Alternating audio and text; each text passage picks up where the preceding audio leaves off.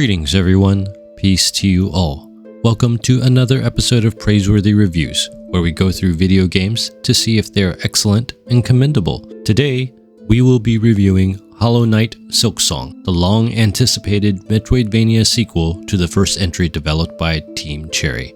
Players play as Hornet, the half-worm, half-weaver princess NPC and occasional boss from the original Hollow Knight. As usual, we will be evaluating the game based on 5 criteria: fun factor, educational value, cultural value, spiritual value, and cost. For context, prior to this review, I have finished the original Hollow Knight to the true ending, as well as reviewed it, and I have finished this game, Silksong, to the true ending. I will make some comparisons to Hollow Knight as part of the review. If you have not played the first game, I highly recommend you play the first one because the game basically expects that you have, for both gameplay and narrative reasons. And if you are not afraid of difficult games, it is definitely worth your time. As far as technical state is concerned, the game ran pretty much flawlessly for me. So without further ado, let's jump in.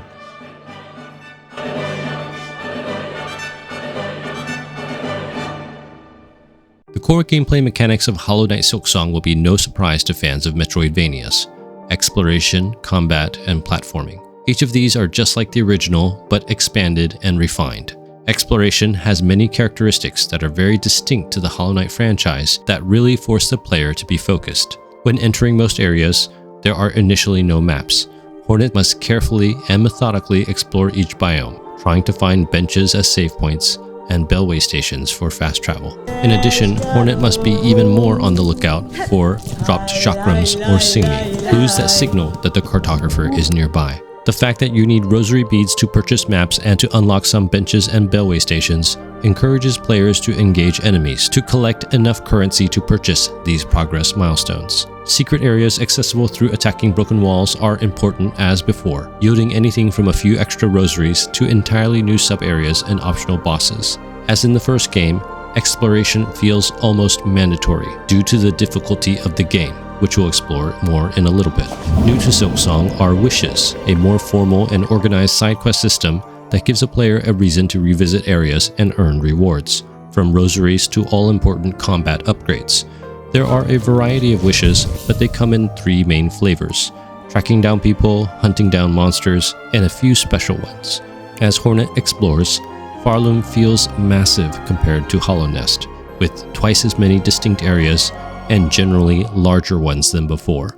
Like the exploration, combat also retains characteristics of the original, but deeper, with even more intense action than in the first game. Hornet is lighter and faster than the Knight, in ways that feel more powerful, yet more skill-dependent. The Knight moved around slowly and his dash made him invincible but had a half-second cooldown, whereas Hornet is vulnerable when dashing, but has no cooldown and automatically transitions to running if you hold down the button. As a result, she zips around and is able to dodge most enemies in lightning-fast precision movements. In order for Silksong to feel as difficult or harder than the first, enemies must also move in correspondingly faster ways as well. In an interview, Team Cherry mentioned that the basic Ant Warrior has moves similar to Hornet had in the original Hollow Knight, who is a boss. Hornet's moveset is also quite different than the Knight's, especially the downward attack, which, like in the first game, is a vital platforming ability to master in order to pogo off various obstacles. Like many, I initially disliked the pogo due to the difficulty of its use, and I contemplated switching to a crest with a moveset that had a downward pogo like Wanderer or Reaper. However, I ended up liking Hornet's default moveset quite a bit, ultimately using the diagonal pogo and the running attack probably more than any other attacks in the game. The bosses and mini-bosses of this game are simply incredible, somehow topping the first game with some of the best boss designs I have ever seen. Many of the bosses are really flavorful, like Widow, the Cogwork Dancers, or Trobio. Some of the bosses are also incredibly challenging, almost frustratingly so, nearly impossible until you keep at it. Slowly, you learn the signaling, figure out possible builds, and eventually feel elation at victory. Some people have expressed frustration at the runbacks in the game, but honestly they didn't bother me that much. Most runback issues stem from not having found the closest bench, which are often hidden in very difficult to find locations. Even the runback on the last judge, which many complained about, is not that bad, as I have shown here in the video. and I'm not really that good at platforming, which I'll discuss more in a minute. In my opinion, the most frustrating part of combat is honestly the gauntlets where Hornet is locked in a room and has to fight several waves of regular enemies. It's not that these things are bad in themselves, but there are a few of them that just feel a little too long. Progression in the game feels really good, arguably better than the first. Like in the first game, you can find masks, which are upgrades to health, and spool fragments, which are upgrades to silk. Charms are replaced by Hornet's tool system, with 3 types of tools she can equip: yellow, red, and blue. Yellow tools are basically utility tools like the compass. Red tools are usually attack tools that can deal damage that need to be activated, and blue tools are mostly defensive, passive abilities. Progress can be made by finding more tools and from upgrading tool damage and tool ammo. There are also crests that allow Hornet to have different move sets, but honestly, I didn't like any of them, and I always switched back to the default Hunter crest.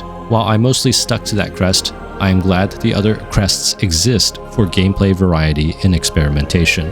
You can also upgrade crests through memory lockets, which unlock additional tool slots. Platforming is much more integral to the experience this time around than in the first entry, where it was mostly optional. The usual Metroidvania movements like wall gripping, dashing, and double jumping are part of the standard fare in Silksong, and the pogo returns from the first Hollow Knight as an important part of the platforming experience as well.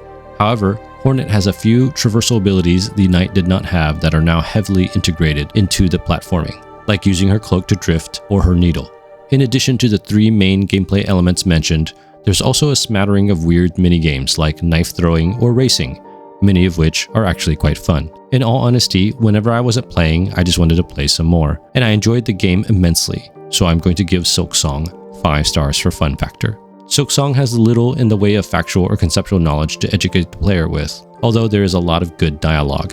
Hornet has great diction, and although there's not a lot of vocabulary to learn here, many of the quotations are quite artistic and memorable. My only wish was that there was a little more entomology here.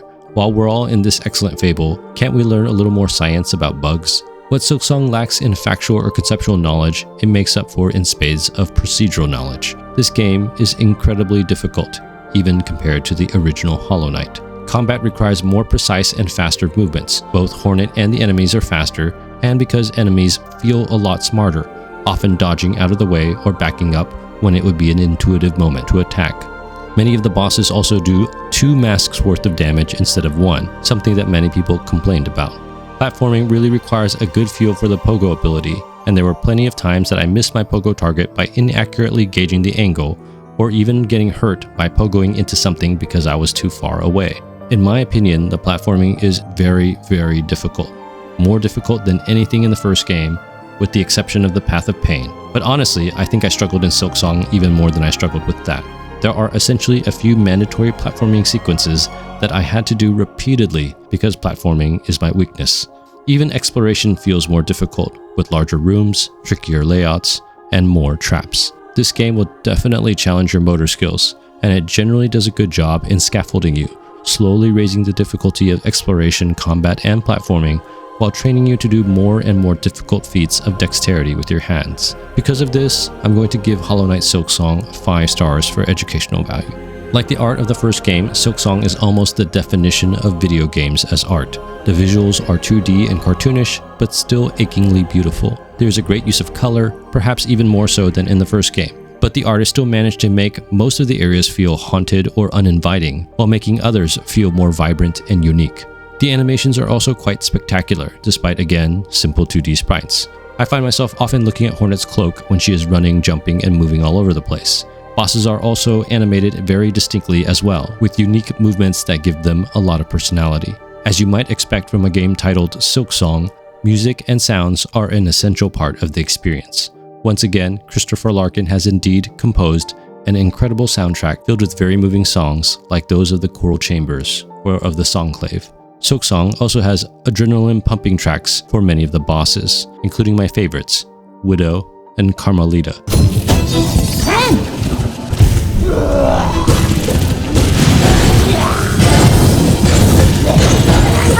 Even though the voice acting is all done in a fictional language, I really appreciated it and the character it brings to Hornet, as opposed to the Knight, who is mostly silent.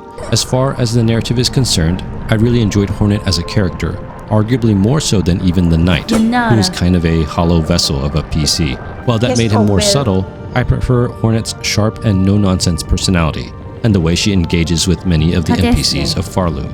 Farloom itself is much more lived in than Hollownest, with many pilgrims and residents in different areas of the kingdom.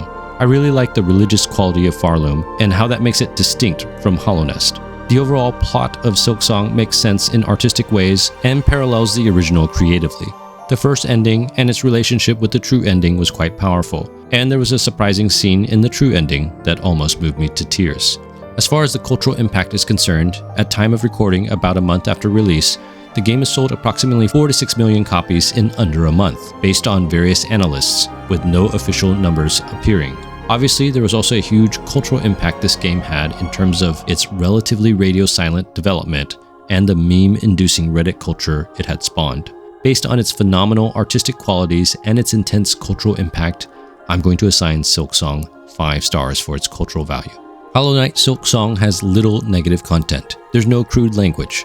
There's something that could be considered bug alcohol, but the game calls it nectar, even vintage nectar, so kids might assume it's juice.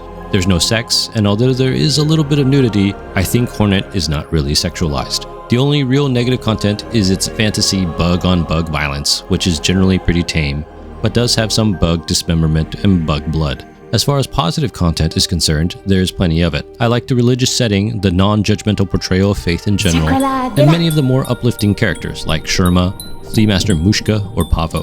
At time of recording, ESRB hasn't given Silksong a rating yet, but since the original Hollow Knight is E10+, I'd assume that that's what Silksong would be given, and that would be pretty reasonable. As far as the messages of the game is concerned, I've read articles which suggested that the game is anti-organized religion, which I think is incorrect. The game uses a lot of Catholic imagery to portray what I consider very positive themes. For more analysis on the themes of the game, check out my biblical themes video for this game. Overall, I'm going to give Silksong 5 stars for spiritual value.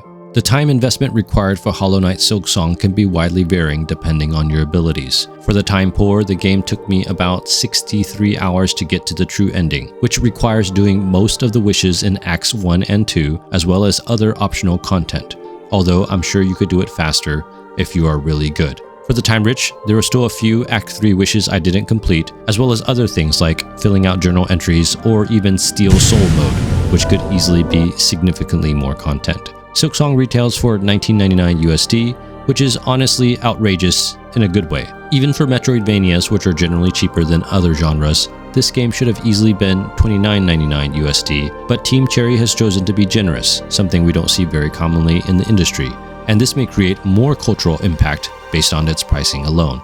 Based on the content value, narrative accessibility, and asking price, I'm going to give Silksong 5 stars for cost. Hollow Knight Silksong is a sequel that started out as a DLC for the original Hollow Knight, and because of this, there are many aspects of the game that parallel the original in terms of both gameplay and story. With this in mind, I think it's either disingenuous or perhaps even actually ignorant to suggest that the game plays it too safe or doesn't do enough to change the formula. I enjoyed the original Hollow Knight experience so much that it actually inspired the first few videos of this channel. Silksong does everything it can to both hone as well as scale up the Hollow Knight experience, and I think it does this successfully.